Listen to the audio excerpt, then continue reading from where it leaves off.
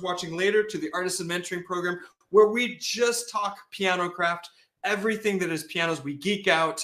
Today, we are joined by the amazing, incomparable Jacob Putnam of Utah, of Salt Lake City. No, but where specifically are you in Utah? About 45 minutes away from Salt Lake South. But I do service Salt Lake City. Everything's kind of built off of the I-15, and there's not a lot of people here, so How long has it been since the day you picked up the piano tuning hammer? How long ago? This makes me feel old, but so my dad, when I was 14, decided he didn't want to pay a technician, so he got tools and he bought a book, and I just went at it. And really, my accomplishment at that point was like, oh, okay, it sounds better than it when it started. And that's all I could ask for, because I didn't have a mentor right then. But that was the first time. So that's 25 years ago. 20. Oh my gosh, I did not know that. I did not know that. I knew that you were in the biz for a while, that you started at a younger age, but boy, you have me beat. That is amazing.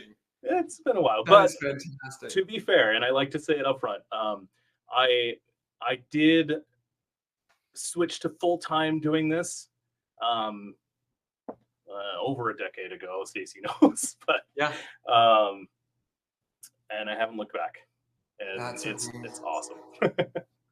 You've been very involved within the local guild. You've been involved with the Piano Technicians Guild. You're an RPT. And if I'm not mistaken, you've helped to administer some of the RPT exams and working with people to kind of skill up, level up to where they could actually take it and have a good experience and do well with it. Is that right?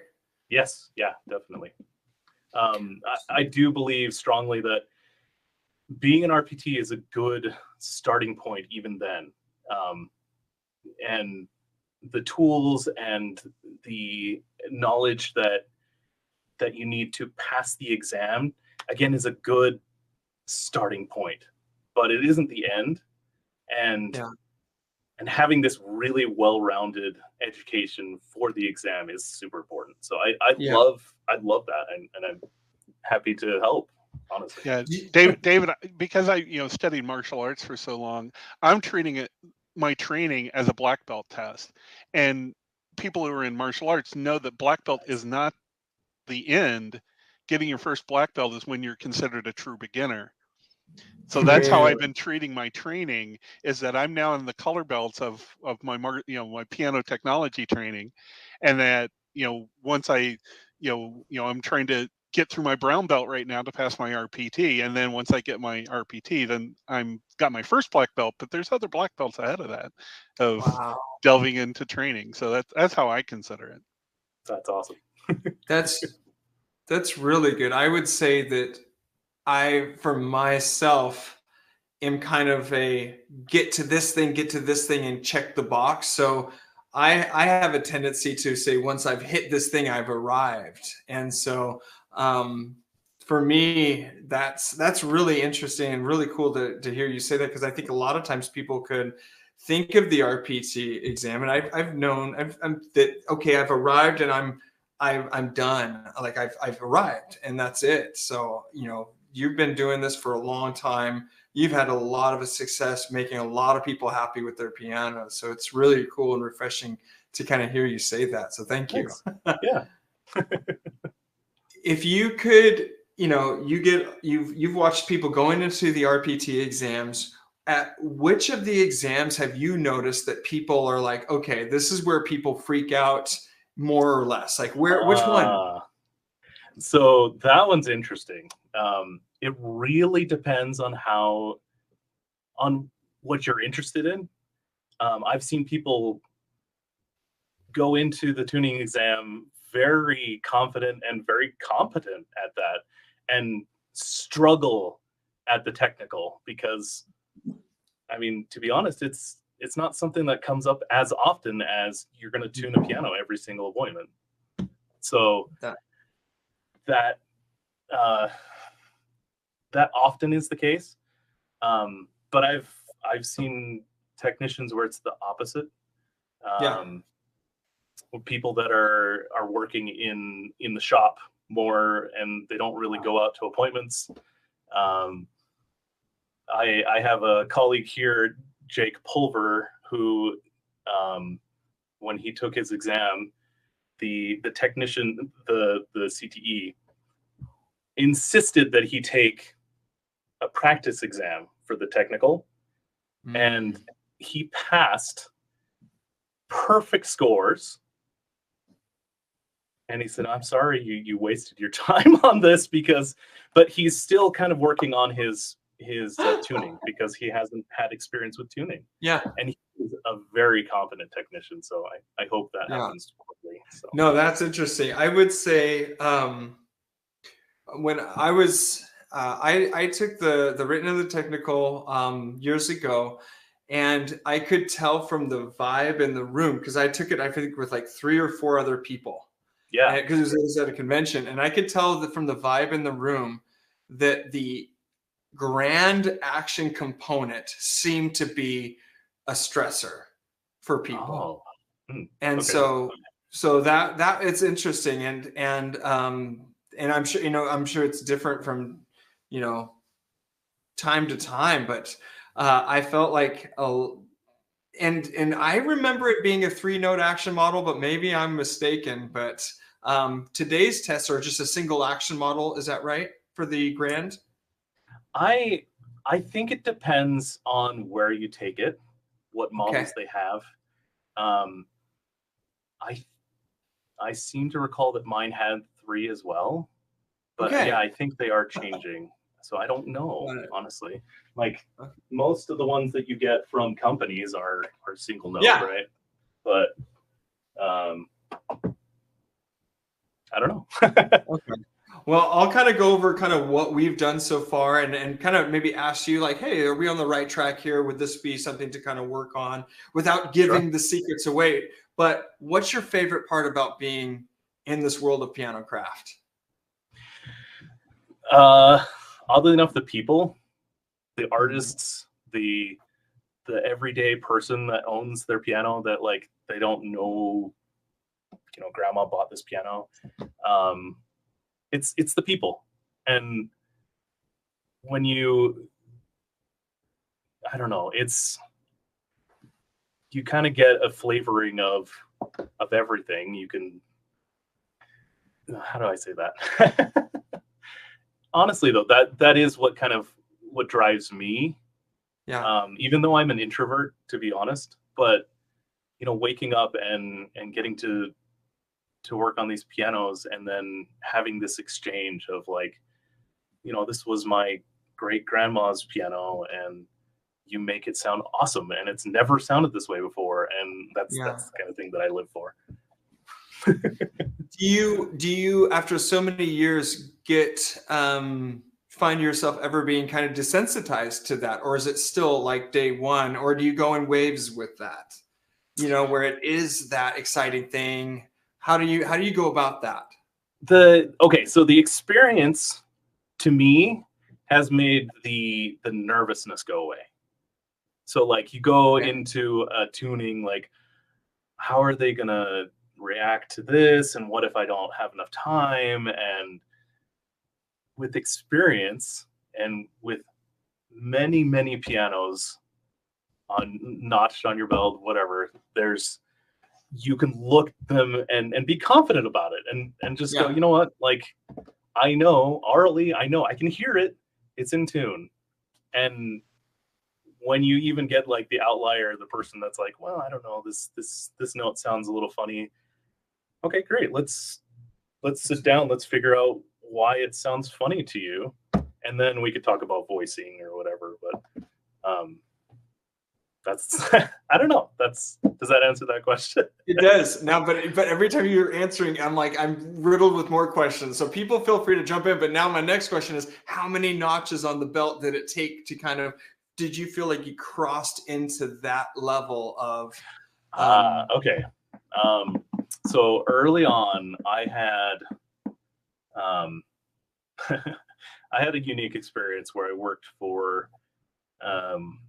this gentleman that contracted for the local church here, the Church of Jesus Christ of Latter-day Saints. They have lots and lots of churches here, and each church building has multiple pianos in them. So when I started working for him, that first year I tuned 700 pianos just very The quickly. first year? One year? Yeah. Oh, jeez. Wow. That was all we did though. And so it was just tuning after tuning, and you're trying to do 8 to 10 pianos every day. And it gets a little tiring, to be honest, to do that, because you don't see anyone. You just have this like skeleton key, and you get to go to all these buildings and you don't see anyone for weeks. So I don't know. They Like, just give I you got a a lot of granola bar and some experience. toilet paper and said, we'll see you in a couple of weeks. Yeah, exactly. So I got a lot of experience, and I think that is definitely unique. But I got a lot of experience very quickly, and then I don't know. It wasn't, in that case, I wasn't really like an individual kind of interaction. It was more, you did hundreds of pianos. Yeah. You're slinging tunings for a while. Okay. Yeah. If you could go, so with folks in their first year or two in this world of piano servicing, what would you recommend that they do? Were you discouraged at any point? Is there advice that you could kind of look back at, when you were starting out, like, hey, I wish I could tell myself this. I would say my biggest piece of advice is to not be afraid of it. Like, if you don't know how to do something, maybe tell the person, hey, I haven't done a lot of piano regulation. Can I do some? Like, can I work on this for a couple hours and see what you think? And it's really you have to get your hands on pianos. So even just asking, just asking, often when you're upfront about everything, people are really nice. Yeah. I think that's my biggest advice. Don't be afraid to try something. Yeah. When you're upfront about everything, people can see that. Yeah. And they're pretty nice and receptive to it. That's really good.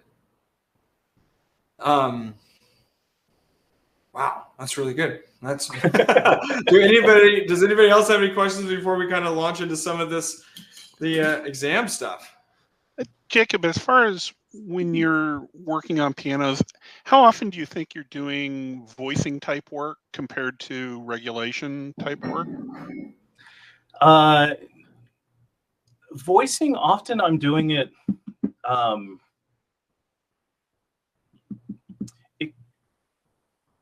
Okay, well, I guess charging for it is one thing than actually letting them know. Occasionally, sometimes you'll get a note that's just an outlier, that's just a little bit too bright, just a little bit weird. If you have like a little needler and you can just go in and fix it really quick, it doesn't take more than a minute, and it, I don't know, it just feels good. So like that kind of thing happens a lot. So the onesie twosies, as you're doing normal work, you'll have quite a few of those then. Yeah. And again, having it in your toolkit right away, it doesn't take any time. And it, I don't know, it makes me feel good, just because when you sit down and you play it afterwards, it sounds awesome. Yeah. You don't have to like, oh, I don't like that note. You don't have to cringe for that. Then I do it all the time. Yeah. Do you have your toolkit right there? Yeah, I have several. Would you have? Can we see? We're geeks for tools. We're geeks for the bag. can you show us your primary bag? Just like I take this bag into or this kit into customers. Sorry, we are not anywhere near where we were supposed to be, but we're just going to it. No worries. This is so fun. My main kit. Let's see if I can fix this.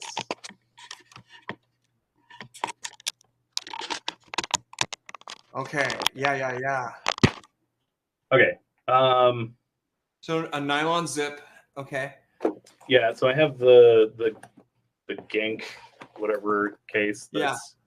It's hard to find nowadays, but I bought this off a retiring person, and so I took advantage. I saw it right away.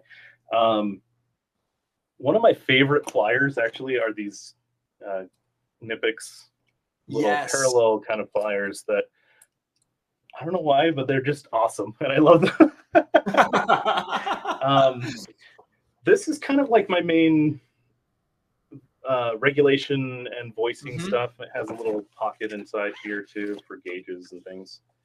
And Jacob, do you use an ETD of any kind, or do you do strictly all orally?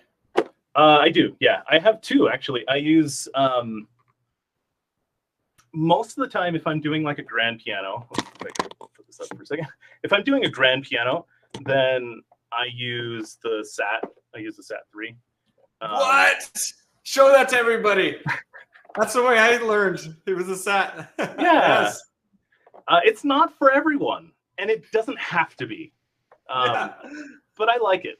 I love the tunings that you get from it, but I actually prefer. I use my iPad. Yeah. And TuneLab for uprights, especially for really small ones. Okay. Because it works better and faster. So. Yeah. Are you an ambi tuner? Yes. Whoa. Yeah. Yeah, and if you haven't tried it, definitely try it. Do the last octave on a grand piano with your left hand, and then striking with your right hand. It's kind of funky, but it actually will save your back. It was weird the first time I tried to tune with my left hand. So weird. Yeah. I don't know if I could do it. I literally tried the other day for just one unison, and I'm like, this is taking forever. I'm done with it. It's like learning how to walk or learning how to talk. There is a learning curve. Yeah. But you did that learning curve when you first started, right? Yeah. So it's true. Why not? Why not? Oh my God. What about you, Victor? Do you do it left at all? I can't remember. Yeah, I try to do this. It's getting better, but it is awkward because it's the complete opposite. It's hard. To me, it's harder to ease down. Yeah. Yeah. Especially if the piano's like really flat, then you're pushing a lot in this weird direction. Pushing it. That's That's great. Yeah. Let me see if I have any other tuning hammer. Rayburn. Okay. I used to have a yeah, this is mine.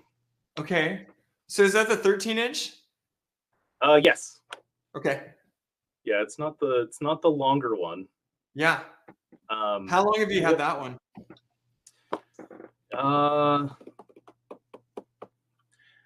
When was the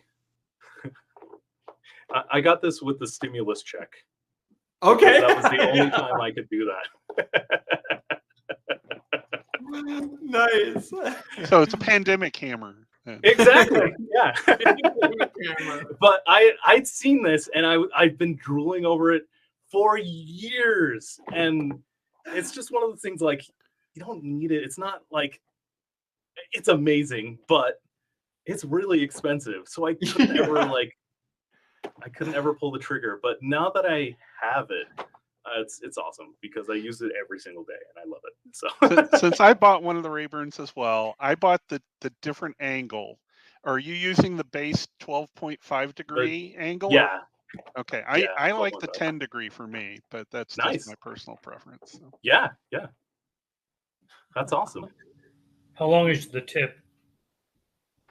12. 12? Yeah, it's like. How long is that? Yeah, that looks They're like using a a 12 2 millimeter. Oh yeah, Yeah, that yeah. probably. It's a 2. yeah. It's a size 2 tip. The size 2. It looks like it's only what, 1.25 inches? Something like that. Yeah. Yeah. Okay. Yeah. Yeah. So we geek out here to piano, tuning levers and stuff like that. Oh yeah. We joke that it's kind of like that scene in a movie where they're like looking at business cards and they're all kind of drooling over that, and so we're all kind of do that. That's always part of it. That's a great scene. It's a great scene. So, What did you use before that? I'm sorry. I had the Fujian carbon fiber, which it's great actually. Like going from my student lever to that was night and day, and definitely do that. Like, yeah, get a pretty good one if you can.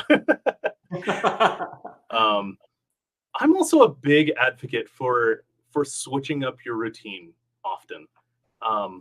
If you're doing a specific muting technique, try something different. Try if it will make it faster, if you feel better about it. Just try it. And I love trying different things. So this is my new thing. I'm trying this, and this has a learning curve. What I don't like about it is that it's harder to use that pounder on the sharps because of the way the nipple, it has a little nipple end on it, and it slides off. And so I'm thinking about trying to get something else to cover the end to make it better. That would be interesting. Yeah. Definitely having like this disconnect of like 2 inches from your hand. That first piano that I tried out, it was like trying to figure out where you are in space compared to the keyboard. And it was weird. It was really weird. But I've done like a dozen pianos now with it. Okay. It's actually like after 3 pianos, I got used to it. I did like, instead of double striking and hitting other notes at the same time, I don't do that all the time. It still happens, but it's pretty easy now. What I'm doing is I'm leaving my middle finger as a reference, so it's touching that. Anyway, Have you noticed less fatigue in your palm, in your hand doing that? You have. Yes. Okay.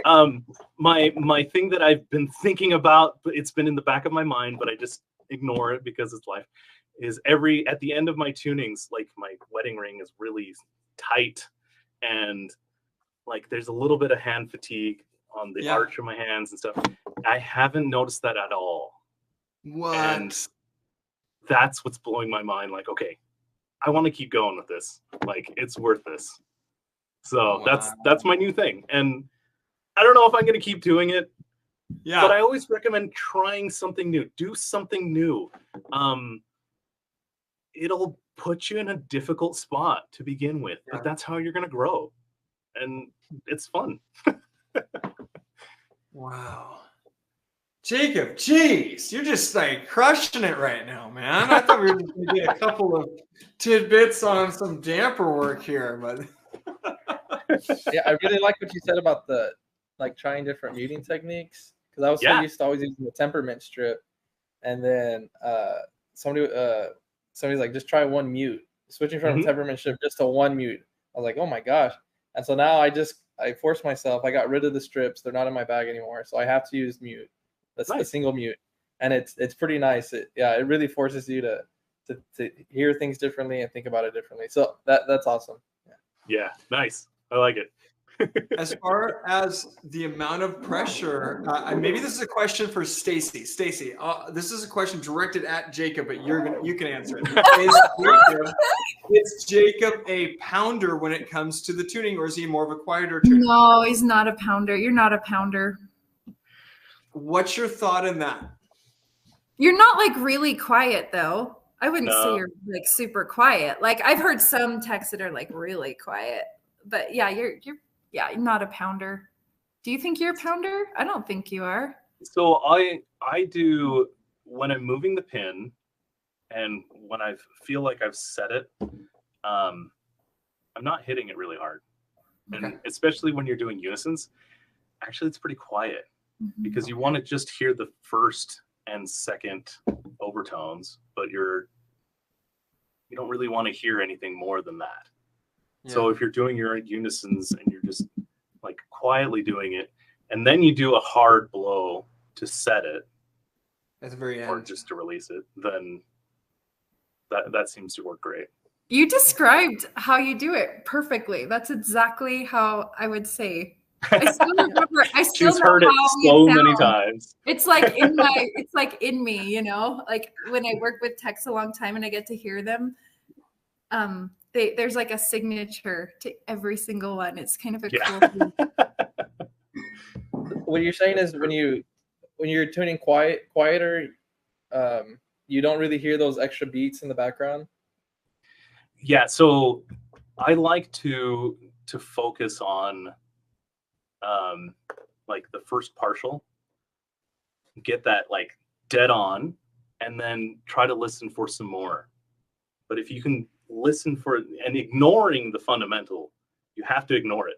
But listening to the first partial and then lining up as many as you can after that, that works best for me. Okay, awesome. Yeah, that's a good tip. I never thought about playing it quieter just to kind of cancel out the other stuff, and then a little bit louder to hear that. Because the quieter that you play, you're getting rid of the really high partial, so you can focus on Exactly. first through fifth partial, essentially, right? Exactly. Yeah. That's exactly right. And did you know what you're getting in? Oh, go ahead, Victor. Oh, no, yeah, one last question. So yeah, like you're saying, so you're just trying to get everything pretty much as slow as you can get it. You're trying to unisons. You're trying to get them. Mm-hmm. Yeah, you're trying to get them perfect as much as you can, physically possible. Yeah. Occasionally, there's like a bend or something. There's something that it's out of your control. But as much as you can, get unisons dead on. Okay. No. Since we're asking a tuning question, what's your average time to tune an upright or grand? And okay, you do I like this question. Jacob, tell him the fastest you've ever done it too, because yeah, I like this question actually. Yeah. For beginning tuners, it's like the common question. Don't worry about it. If you want, get it to the point where you feel comfortable. Right now, my comfortable time is just a little bit under an hour. I used to try to tune like way less than a half an hour. Stacey. Less than a half an hour? Oh yeah. How do you do like 8 to 10 pianos in a day? You have to do it. Really there was quick. a time we were on a deadline for a concert, and the only person who could do it was Jacob. And I think, wasn't it 23 minutes? Yep.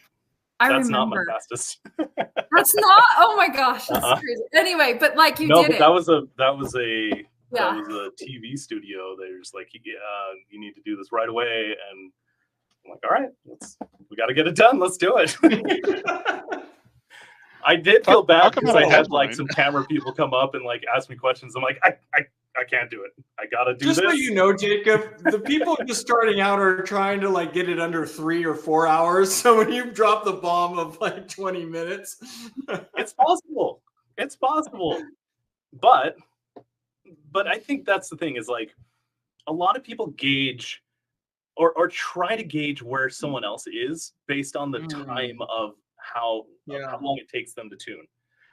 But often a lot of people are kind of sacrificing like quality for how it actually sounds and how it feels. And I actually, that's why I've moved away from a half hour tuning or less, because I don't like how I feel. I'm rushed the whole time. And then I just like, I'm not really confident about the tuning afterwards. But if I go for an hour and if I can like, like if it's a little under or a little over, I'm always happy with the result, because that's what I want. That's the speed that I'm comfortable with, I guess. Yeah. Yeah, that's really. So that's kind of where you've built your rhythm of your tuning, that you've settled into that, 1 hour period. Yes. Over time.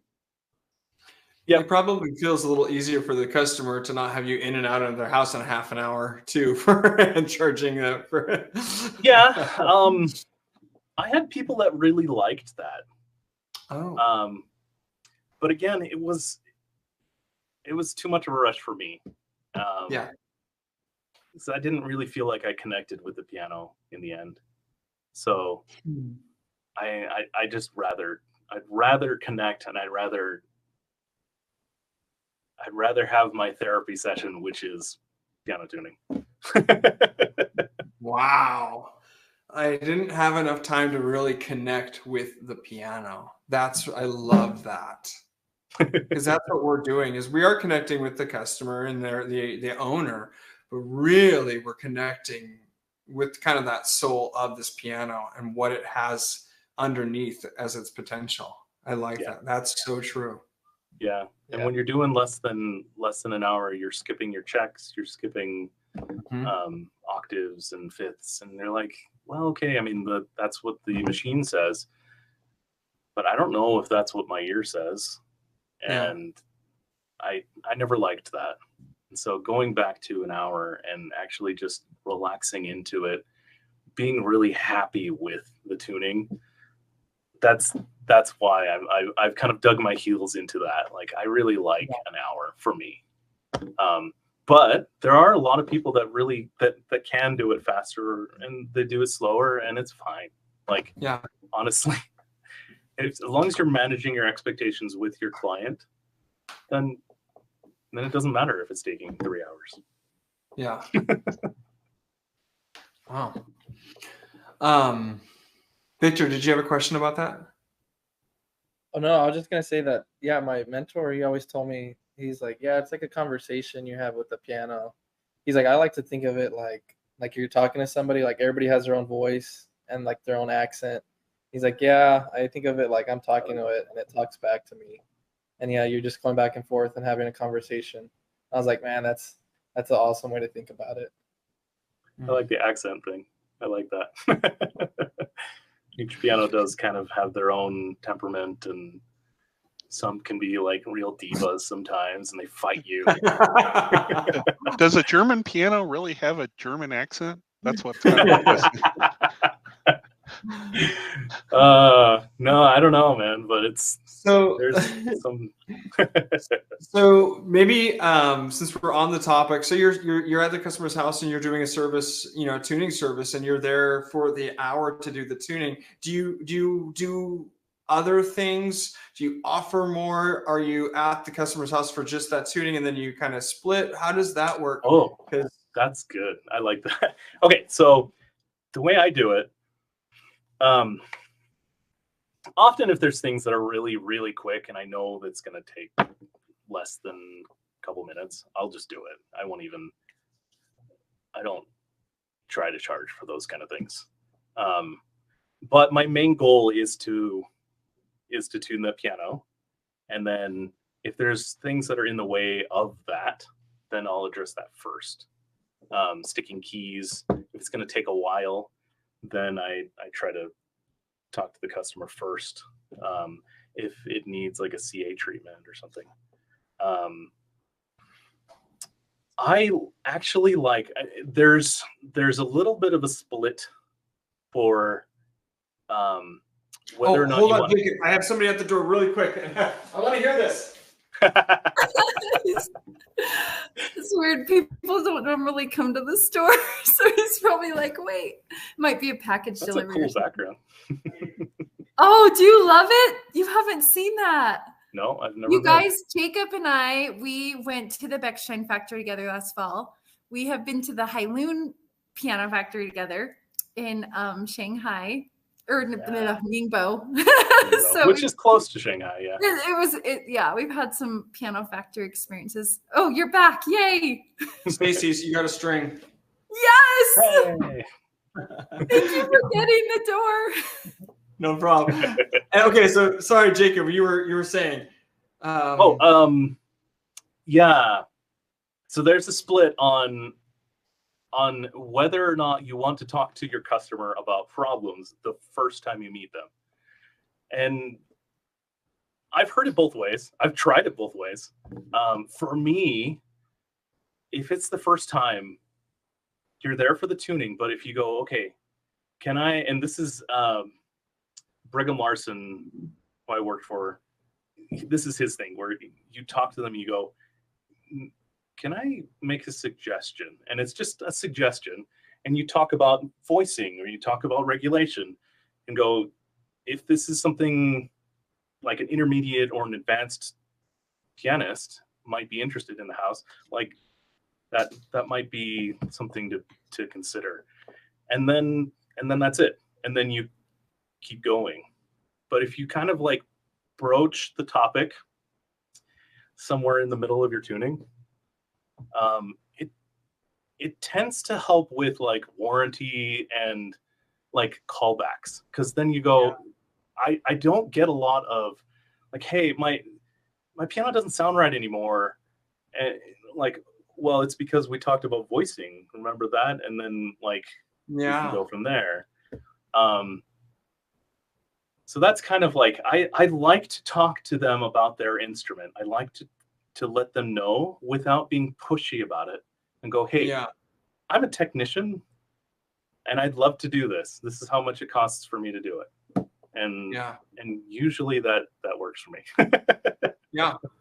No, that's great. So would you say that majority of your service calls are like a 1 hour or a 1.5 hour service call? Yeah, I would say so. Okay. Either that, if there's a pitch raise, then additional 20 minutes or so. Okay. Wow. No, it's always fun to kind of hear about how everybody's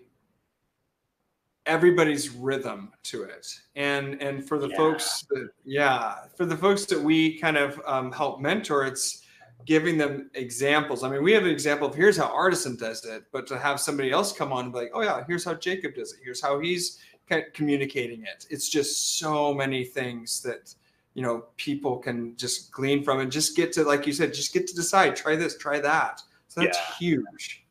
Yeah, I'm a strong advocate that there isn't one way to do it right. There are some ways to do things wrong, but but for the most part, there isn't like a right way of tuning. There's not a right way to use your mutes. There's not the way. There's many ways. And figuring out what's best for you is part of the fun. And that's why I always recommend trying different things.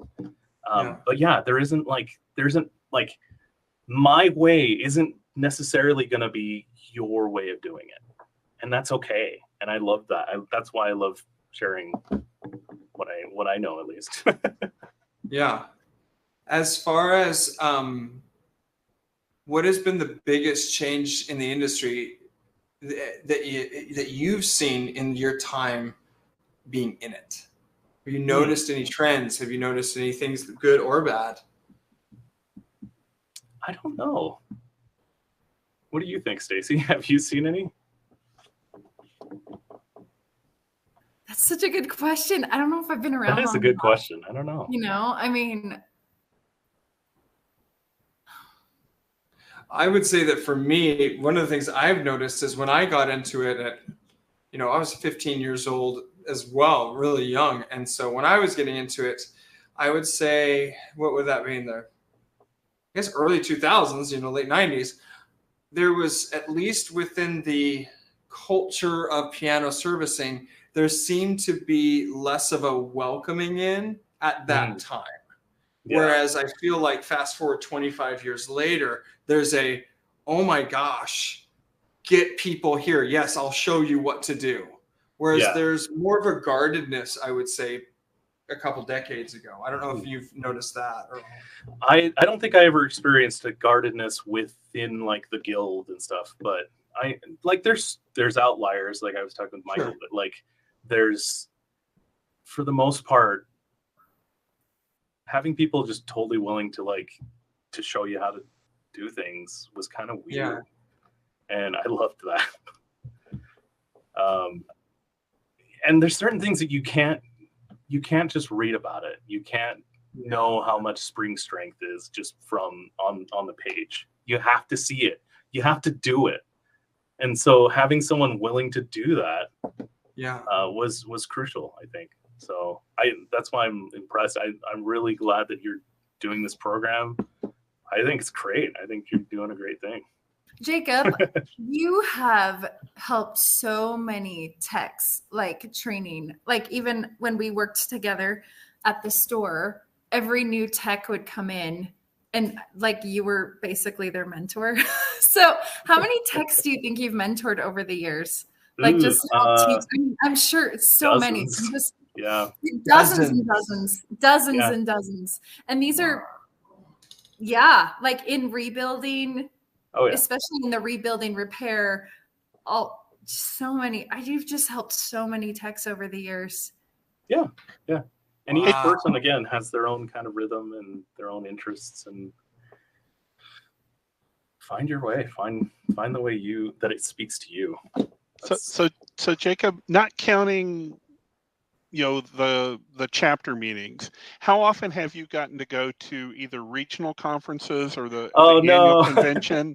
How often have you gotten to go and I have never gone to the nationals. I've been to one regional, but I've never gone to the national. So I'm one up on you. Yeah. Michael just got back from his first. Yeah, my brain is full from the convention, so there's so many. So I figure I'm just going to spend so much money on tools because you have to.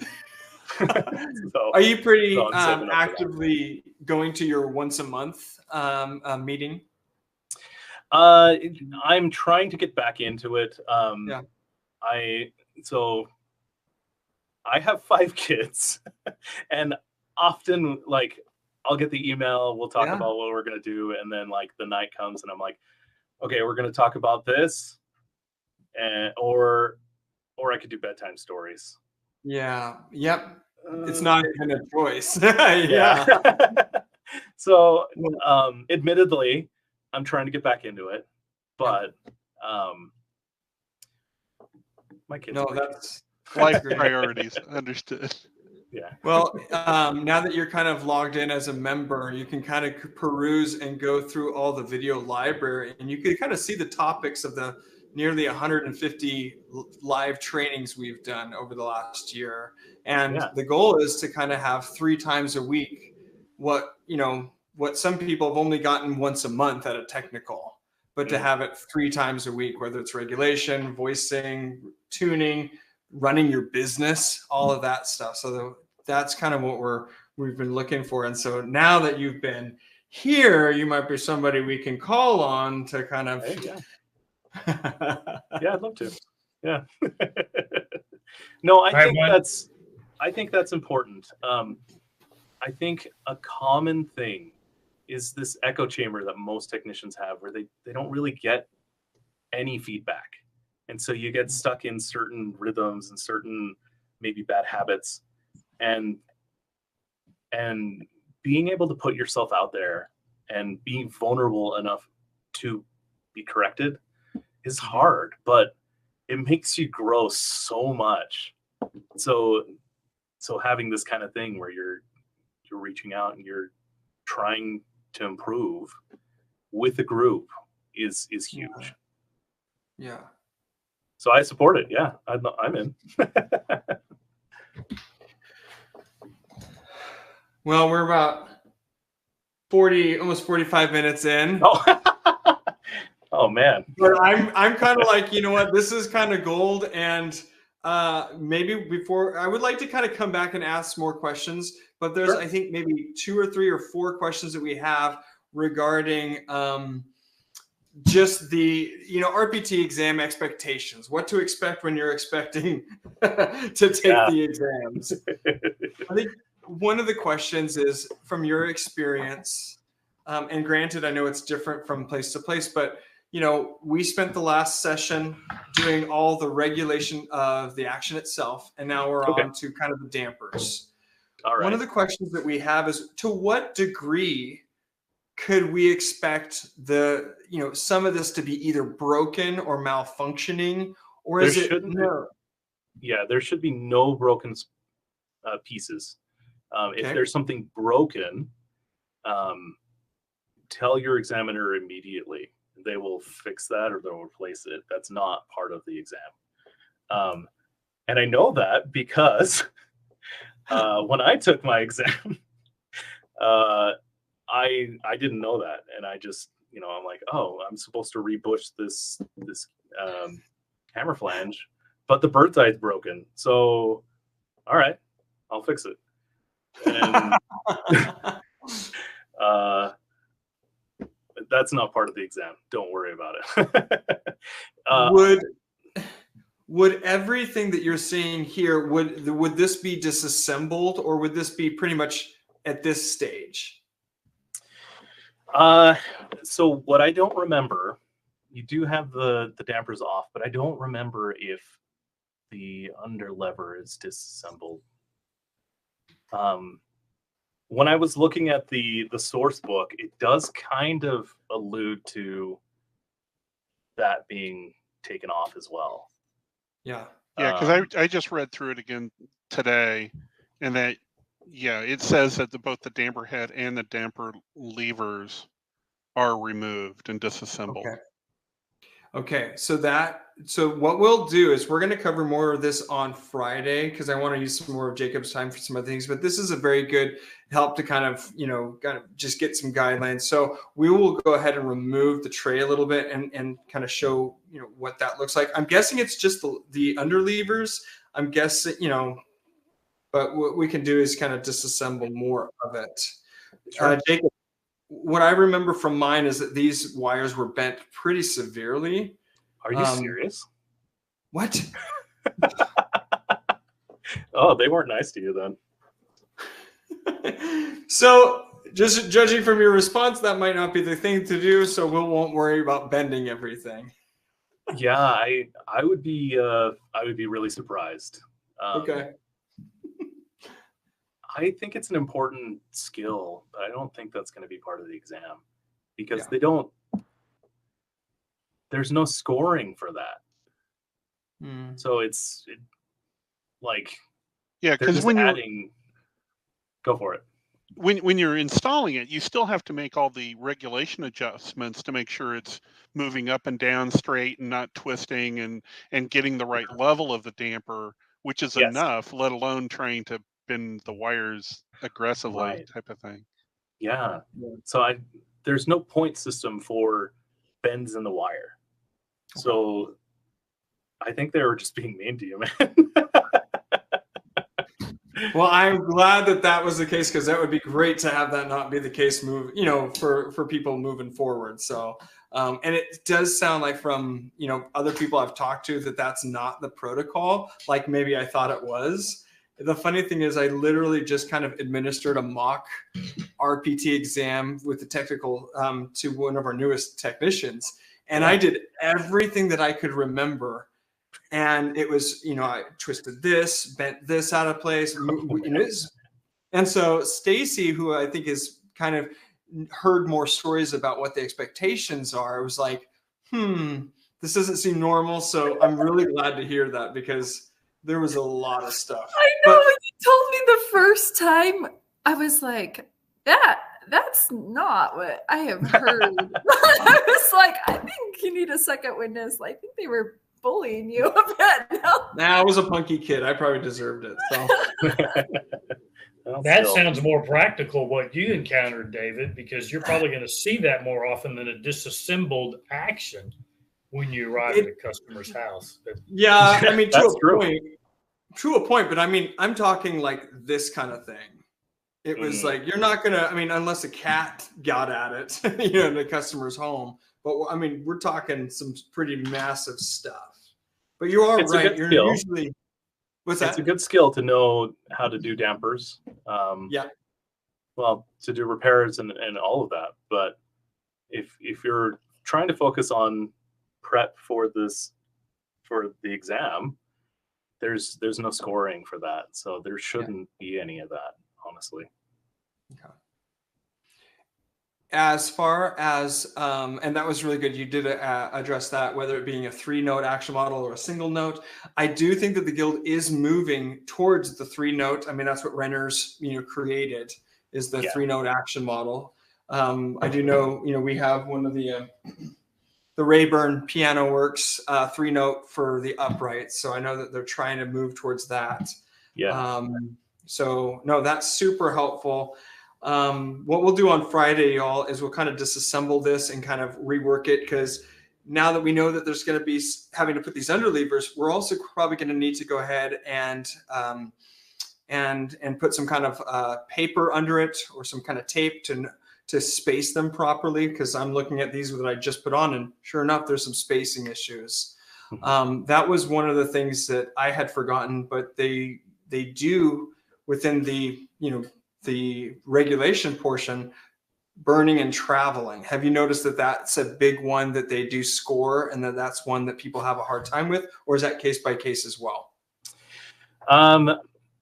So in theory, there's not really supposed to be a lot of squaring, because there's only so much that shank is going to take.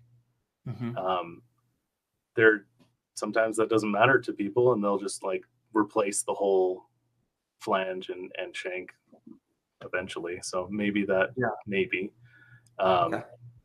But in theory, that's not really supposed to be twisting as too often. Okay. So traveling and spacing your hammers is probably more important. Okay. But squaring is also, you want to know how to do it. Yeah, but I can't imagine now looking back at it, I'm like, why they would want like open flame in the middle of this RPT exam. Yeah, exactly.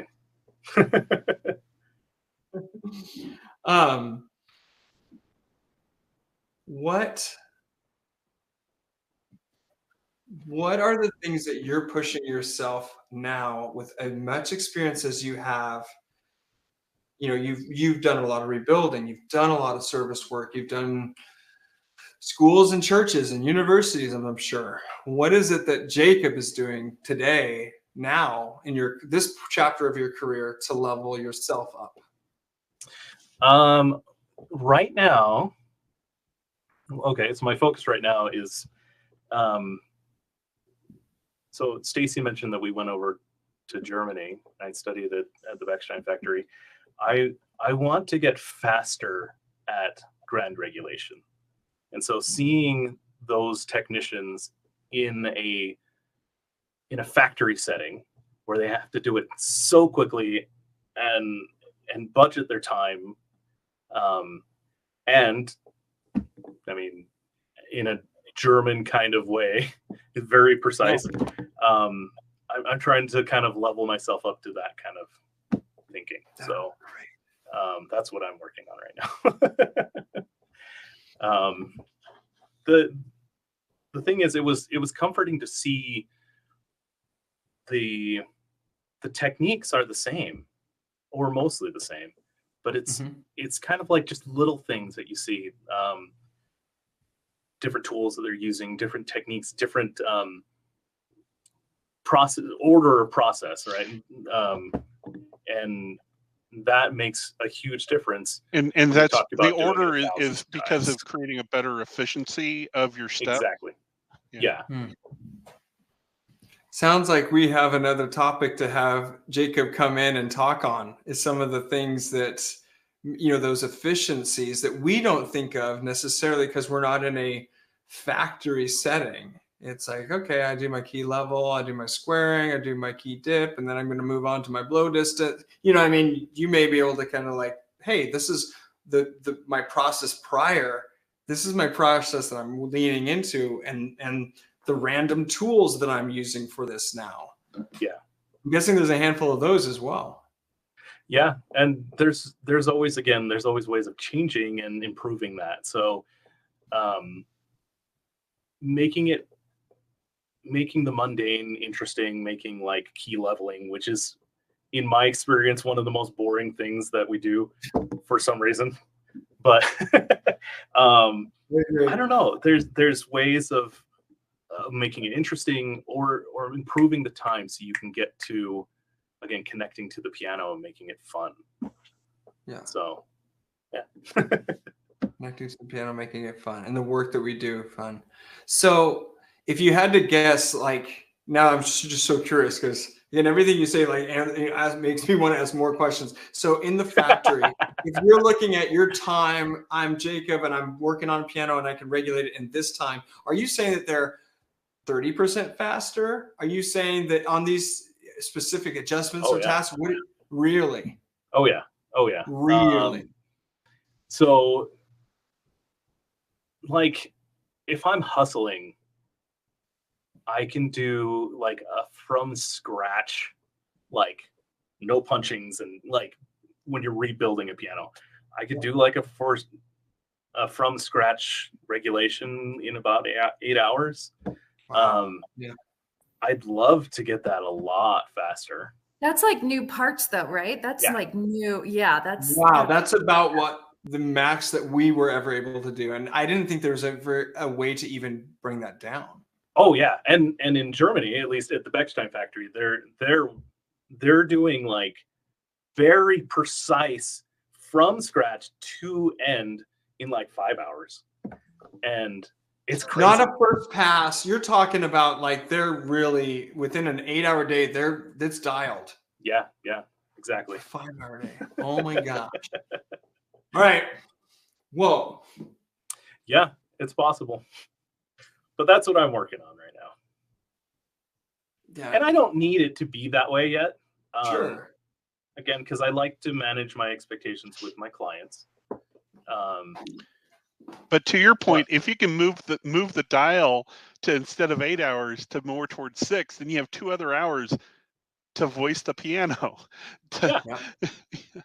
Yeah. Well, and an 8-hour day, I mean, without a lunch break or something like that, it's a long day. If you're sitting there on your knees working on dip, and like, it's a long day. So to get that a little faster, I'm all for that. Hey, tip for you, Jacob, that I learned in the convention. I had an all-day vertical regulation class with Lucy Erlacher from St. Louis area. She bought a automotive stool that sits low, so she sits on this rolling low stool to get her eye line close to the key level for doing dip and key level. That's a good tip. I like that. That is a good tip. Yeah, you probably picked one of those at Harbor Freight for 35 cents. Yeah, she either got it at Lowe's or Harbor Freight, one of the two. Yeah, that's a good idea. Jacob, you are a testament to someone who loves what they do and is like furthering the craft. I have so many more questions, and I'm asking you now, will you be willing? I'm putting you on the spot. Will you be willing at some point to come back and just share more stuff for us to geek out with?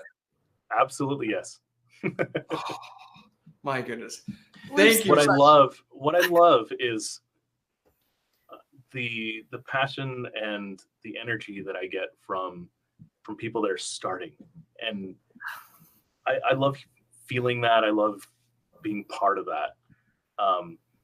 Because like the snowball of all of us as a community to grow and to get better at it, even across the country, it's still, I think, a worthwhile experience as a community. Yeah. So yeah, I'm in.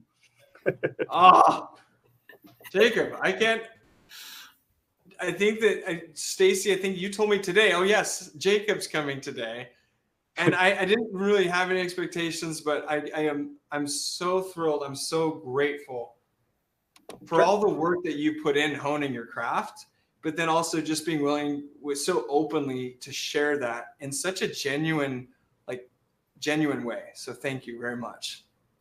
You're welcome. Yeah, again, I'm happy to do it. Well, on Friday, everybody, for coffee hour, we're going to be talking a little bit about the final steps into the grand action regulation.